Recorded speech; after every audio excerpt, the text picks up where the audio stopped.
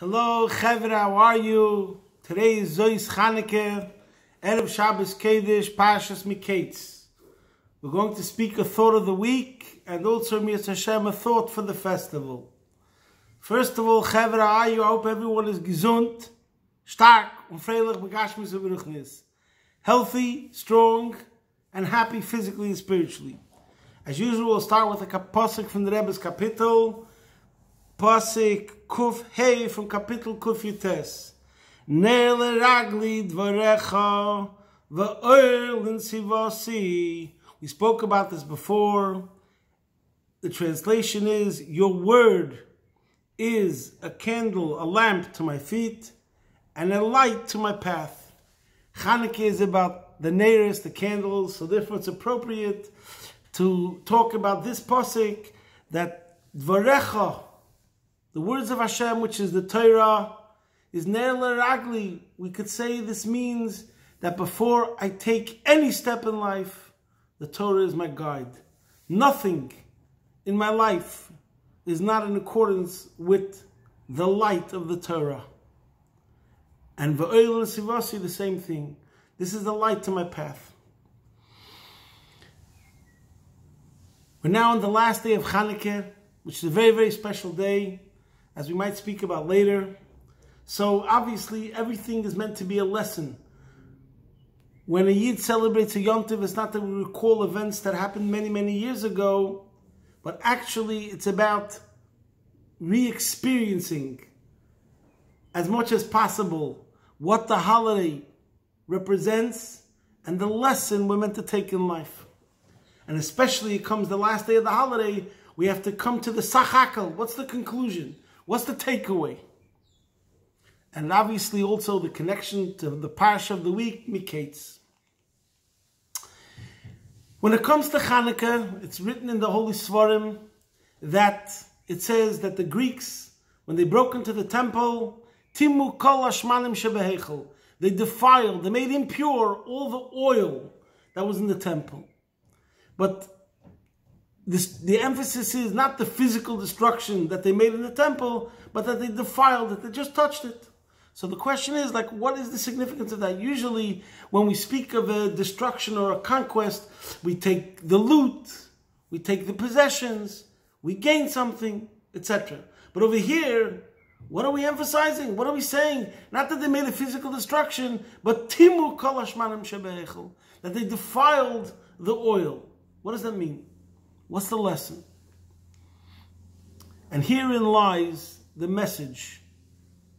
What is at the heart of what we're celebrating? And this is something which is so broad, I don't know if I'll do justice today on the subject. And its ramifications are concerning the very definition of education, knowledge, wisdom, building a society, etc. Which is also connected to Chanukah. The word Chanukah means rededication, but it's also chinuch, education. So when it comes to education, we have to look at our own education. And learning never ends, so we always have to remember the foundation of what it means that we're growing and we're educating, self-educating, and advancing. What does it mean? What was the war between the Maccabees and the Greeks?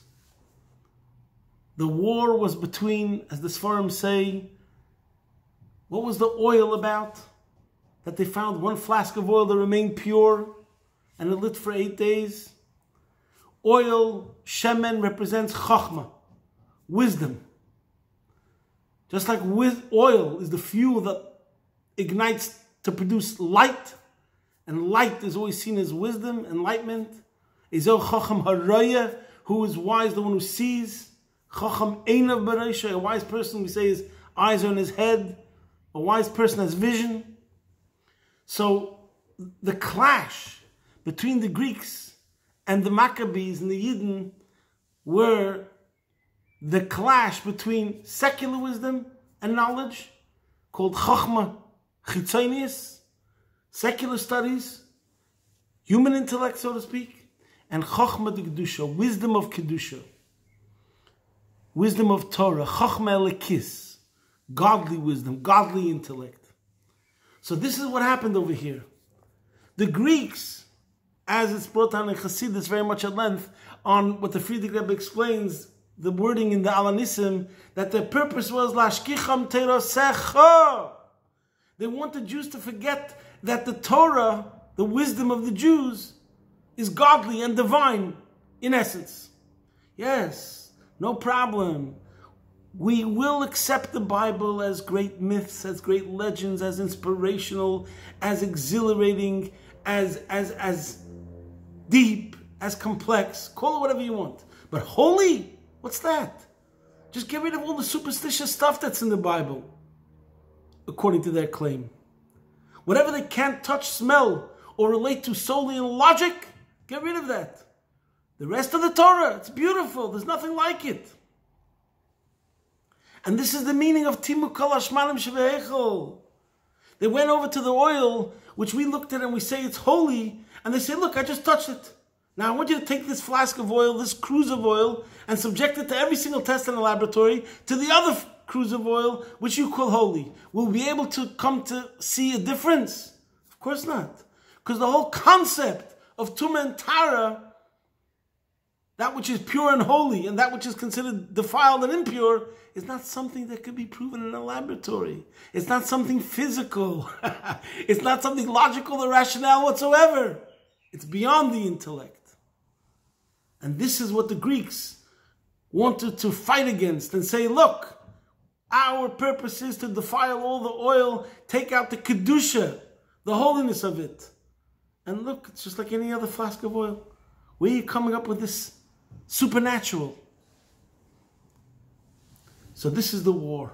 And the Yidden are saying that the Torah, Jewish wisdom, Jewish knowledge, is holy. So the difference between Chochmah de Kedusha and Chochmah de Klippah is really in three major points. The first point is obviously that we look at the Torah as divine. And therefore, it's God's way of connecting to us on the most intimate, deepest level. Every single time a Yid learns Torah, like the Alter Rebbe says in Tanya, it's a yichud nifla she'ein yichud kamayo. The deepest, most intimate way that a Yid becomes one and unites with Hashem is through his learning Torah. So that's number one. When I'm learning math and sciences, I'm not connecting to something alive. It's a subject, fine. I'm becoming one with some subject, with some knowledge. But when I'm learning Torah, I'm becoming one with God Himself on the deepest, highest level, who is infinite. Number one. Number two, that the Torah affects the person's character and lifestyle. Those are 2 points now I'm going to say. Number one, concerning humility. Chachmas HaTeira, the wisdom of Torah, brings bittul, self-nullification and selflessness. Chachma of Klippah, on the contrary, brings to a person's ego becoming enhanced. Why? Simple. Yeshus begets Yeshus. Metzias begets Metzias. Existence brings more existence. And bittul, since we know that elikus, godliness, is not existence, it's a different sort of existence. And in order for a Yid to make himself a vehicle to infinity, we say, how do we connect to infinity? Nicht durch Metzias, nor durch nicht Metzias. How do you become one with the Eibishter? Not through your existence, but through your non-existence. You have to make way for the infinity. So therefore, humility is a cardinal rule when it comes to acquiring and absorbing godly wisdom. And therefore, always, those Torah scholars that are humble, then we know that they are greater scholars, because they made themselves greater vehicles to be a recipient of God's infinite wisdom. And therefore brings to objectivity, etc., etc. And therefore humility is a measure of a scholar, of his level of intellect. as the pasuk we say every single day in davening 3 times a day, v'nafshi ka'ofar l'koil tiyeh psach libi b'seidesecha. Make myself humble as earth, and then open up my heart to Torah, because that's a condition. The more humble you are, the greater you become a vehicle for Torah. So in other words, in general, when we speak about education, the Rebbe spoke all the time about how knowledge shouldn't be separate from character and ethics and morality. And that's the problem. The Rebbe said many times in the secular studies of education, higher education, lower education, the whole school system, is that we don't stress character and ethics and morality. Just knowledge divorced from character, ethics, and morality. And in Judaism, there's no such, it's impossible. It goes hand in hand directly. So number one, in character, humility. And number two, we say, Chochma b'goyim tamen. Wisdom could exist by the non-Jews. Torah b'goyim loy tamen. But they don't have Torah. And one of the explanations in this is, Torah miloshen hera. Torah means instructions. In other words, when a person learns Torah, it's not that he's just studying something abstract. Every single word, the word Torah itself, means instructions. That means that every single thing in Torah, every word of Torah, every line of Torah, is God communicating to us something that reflects an instruction in day-to-day life. So the two outcomes is character, that Chochmas HaTorah brings humility, and Chochmas Chitzonius, secular wisdom, doesn't. And number two, a lifestyle change. Totally. That Torah is a guide for life, a manual for a code, and secular knowledge, not necessarily whatsoever. There's a famous story that they once caught Aristotle doing something which is very unbecoming. And they asked him, how could you, the great philosopher, do something so animalistic? And he answered, right now I'm not Aristotle the philosopher. In other words, we could separate the man, his wisdom, and his conduct. In Judaism, there's no such a thing. Where do we see this in the Parsha? We're going to have to be very quick because time is running. In the Parsha, Yosef HaTzadik is called Avrech. It says, Vayakev Yosef b'merkevas hamishna shaloi v'yikra lefonav Avrech. He had him ride in his second chariot and they proclaimed before him Avrech. What does it mean, Avrech? So it's a very interesting look in Rashi.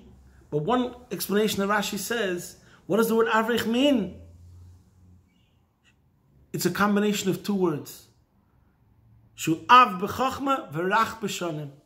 He's a father in terms of wisdom, yet tender in years. So maybe we could say, according to Chassidus, Av represents wisdom. Av is chochma. Rach represents midos, character traits. He's soft, he's tender. He has good character traits. He's a tender, gentle, mild person in the most positive way. So here you have it. This is what means an avrich. What's an avrich? A gesunte Kopf and a gesunte Hart. A person who has a healthy mind has a healthy heart. The intellect affects the character traits. They go hand in hand. A Yiddische Kopf and a Yiddische Hart. A good Jew has a gute Yiddische Kopf and he has a Yiddische Hart. It goes hand to hand. We can never separate. And that's the proof. The better your head, the better should be your heart. And it goes together. A few psukim later, it talks about how Yosef made a plan that Egypt should have food in abundance, even in the years of famine. And he says over here that he put the food of the field.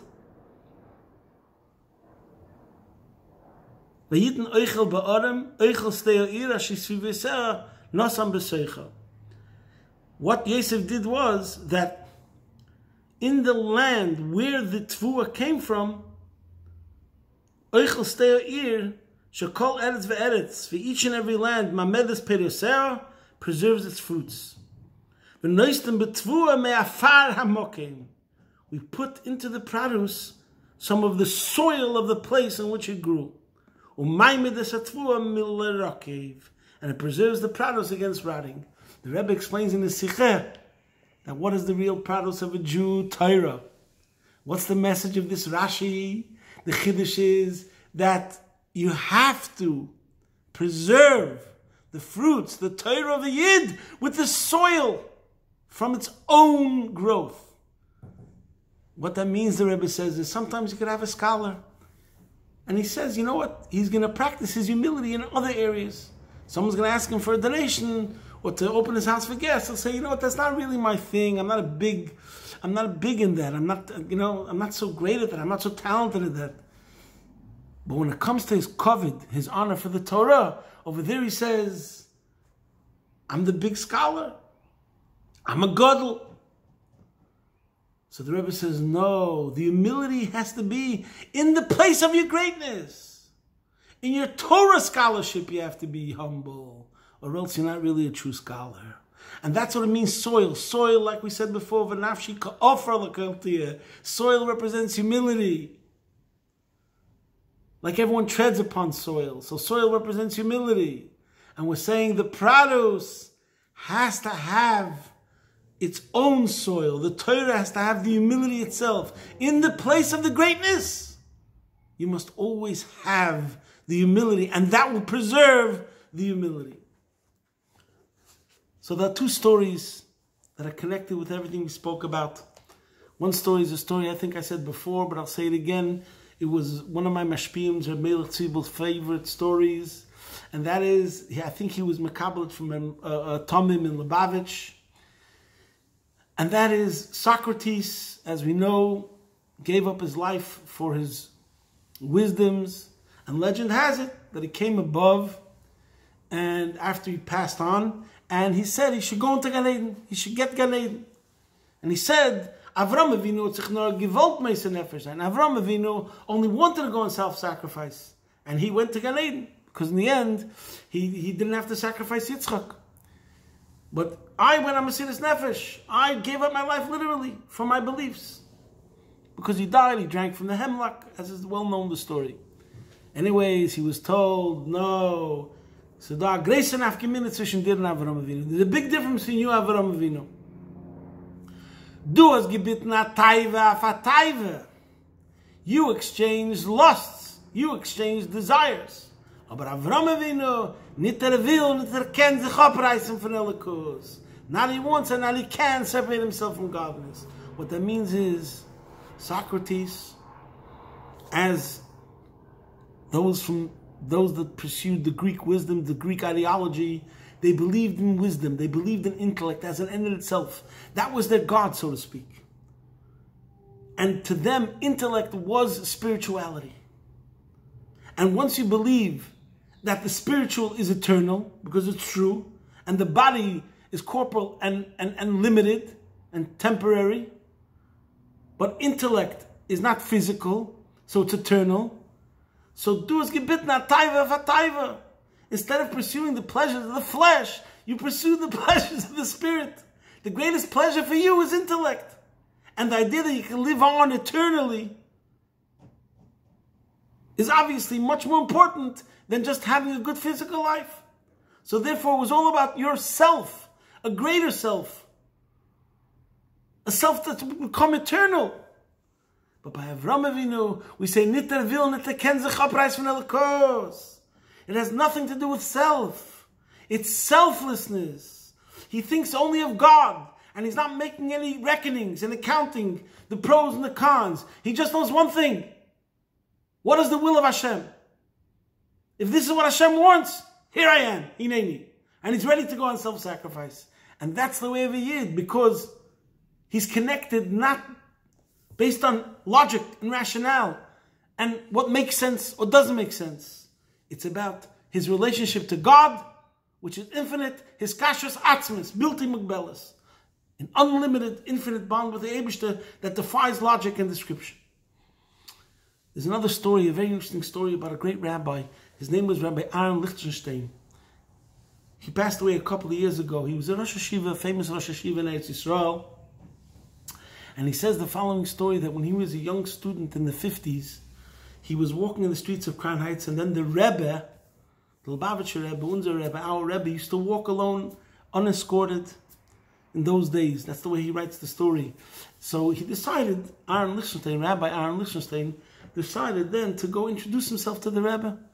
So he walked over to the Rebbe in the street, I think it was President Street, he says, and he said, Shalom Aleichem. And the Rebbe says, like, so who are you? And he says, and where are you learning? And he said, I'm learning in Yeshivas Yitzchak Elchanan, which is Yeshiva University. And Aaron Lichtenstein thought that, who knows, maybe the Rebbe has a different sort of view. He might say something negative. Anyways, the Rebbe said, fine. And the Rebbe told him, I want you to always remember what the Mishnah says. It should be Yerasai Koidemes L'Chachmasai. The Mishnah says, someone who's Yerasai, his fear of God, Koidemes, take precedence, L'Chachmasai, to wisdom, to intellect. Then Chachmasai Miskayemes, then his wisdom remains. But someone whose Chachmasai is Koidemes L'Yerasai, his wisdom comes before his fear of Hashem, then he loses Chachmasai. And Rabbi Lichtenstein says these words, this foundational principle is what kept him through all the years, the years of when he was a student, with the right guide, the right compass, the right anchor. And this is a tremendous lesson for all of us. And this is a statement about Judaism. We have to always remember Yerasoi Keidemes L'Chachmasoi. That's Chachmas HaTorah. When you realize that you're dealing with something godly, something holy, we have to revere. And we have to be subservient to it and nullify ourselves to it. Then, Chachmasoi Miskayemes. Then we will gain more Torah wisdom, which then means you will actually be wiser. You'll be smarter. Today is Chanukah. It's a very holy day. It's connected to the beginning of the year. In many Sfarim it says that this is the day which we could rectify all things of the past and fix it, and it's a day of great blessings. So I want to wish you all that everyone should be blessed on every single level, and today we should reach the greatest heights. Whatever can be accomplished should be accomplished. And the message is, if we all start with the right foundation, which is that we connect ourselves to the Torah, and we connect ourselves to the Torah in the right way, that we always remember that it's the greatest gift that the Eibishter gave us, and it's Torah Secha, it's Hashem's Torah. With this correct, proper approach, then we look at everything in the right way. Ner l'ragli dvarecha, you won't set a foot wrong, and we'll see Atzlacha in every single area of our lives. Be'ez Hashem Yisbarach. Posting from my home, Be'ez Hashem Yisbarach, your man in Melbourne.